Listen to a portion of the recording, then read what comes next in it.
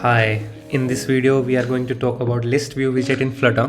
ListView widget is the one of the most commonly used widget in Flutter. It allows us to create a scrollable list of items and you can display different kind of widgets. So we're gonna explore some properties of it. And we will see how it all works.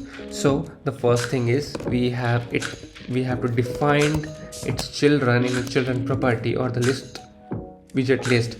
So what we're gonna do is we're gonna create a list. We're gonna generate it with length of 10 and it has to be container.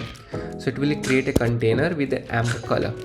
And as you may be thinking, we cannot see the list because it's all the same color. So we're gonna give it a margin and sets all to 8.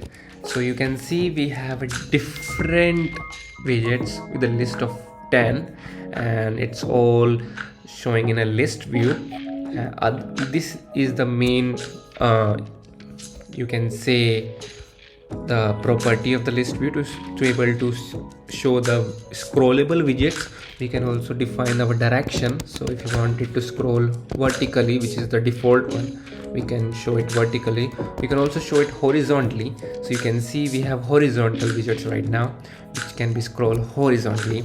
And let me change it to vertical now.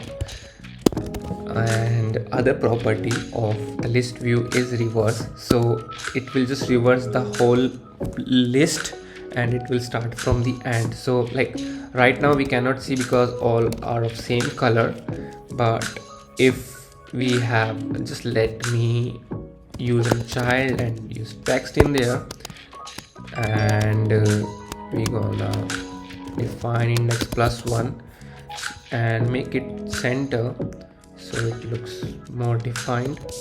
As you can see, we have 1 2 3 the index based numbering of the widgets, but when we change the reverse to true, it will start from the 10 because we have just reversed the whole list. So these are some properties. So this is just the overview of the basic list view and how you can show your widgets vertically or horizontally. Thank you for watching.